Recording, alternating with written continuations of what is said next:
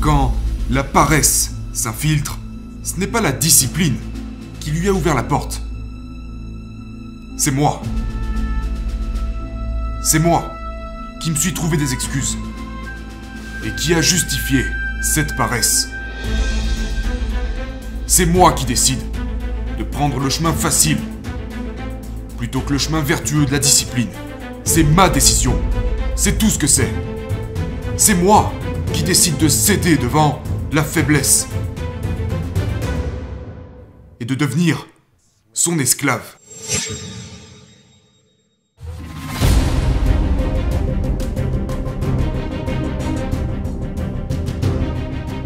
Qu'est-ce que tu fais les jours où tu ne le sens pas? Ces jours où je suis fatigué, ou usé, ou juste fondamentalement fatigué de charbonner. Qu'est-ce que je fais ces jours-là? Je le fais quand même. Je m'en occupe, même si c'est juste pour passer à travers les gestes. Je passe à travers les gestes. Je n'ai pas vraiment envie de m'entraîner. Je m'entraîne. Je n'ai vraiment pas envie de bosser sur ce projet. Je bosse sur ce projet. Pas vraiment envie de me lever et de sortir du lit. Ouais, je me lève et je sors du lit. Maintenant, ce sont peut-être des signaux qui disent que tu as besoin d'une pause. Et ces signaux ont peut-être raison. Ils pourraient être corrects, mais ne prends pas congé aujourd'hui. Pas aujourd'hui, attends jusqu'à demain. Ne cède pas à la gratification immédiate qui chuchote à ton oreille. Éteins ça. N'écoute surtout pas cette petite voix. Au lieu de ça, passe à travers les gestes.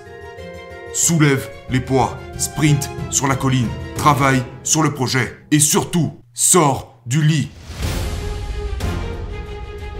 Maintenant, comme règle générale, je n'aime pas la procrastination. Tu dois faire ce qu'il y a à faire. Mais si vous comptez vous reposer, voilà une chose sur laquelle vous devriez procrastiner. C'est bien la seule chose que j'aimerais que vous repoussiez au lendemain.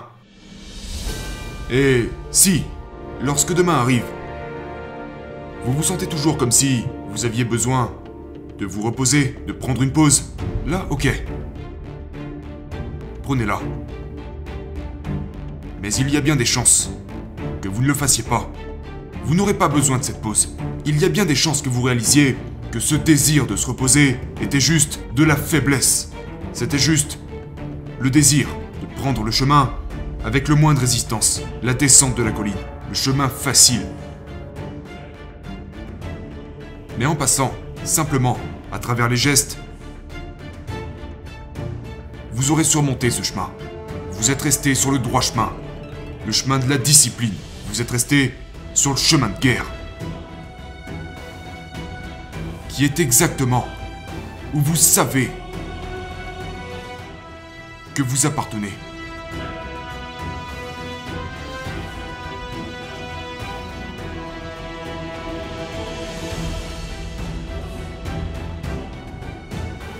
Est-ce que la discipline peut vous laisser tomber? Non. En fait, ce n'est pas la discipline qui me laisse tomber. C'est moi qui le fais. Ces jours où je la mets de côté pour me rendre sur le terrain glissant de la faiblesse. Ce n'est pas la faute de la discipline. C'est ma faute. Je suis celui qui est faible. Je suis celui qui n'a pas fait ce qu'il fallait. Je suis celui qui décide de prendre la gratification à court terme plutôt que la domination à long terme. Quand la paresse s'infiltre, ce n'est pas la discipline qui lui a ouvert la porte. C'est moi. C'est moi qui me suis trouvé des excuses et qui a justifié cette paresse. C'est moi qui décide de prendre le chemin facile plutôt que le chemin vertueux de la discipline. C'est ma décision. C'est tout ce que c'est. C'est moi qui décide de céder devant la faiblesse et de devenir son esclave.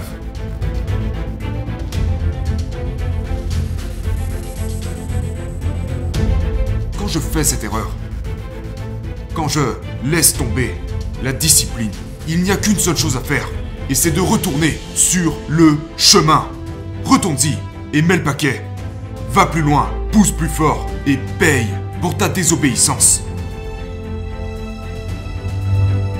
Purifie-toi dans le feu, la souffrance de la discipline et retourne sur le chemin. Le dur et implacable chemin de la discipline. Ce chemin qui mène à la liberté.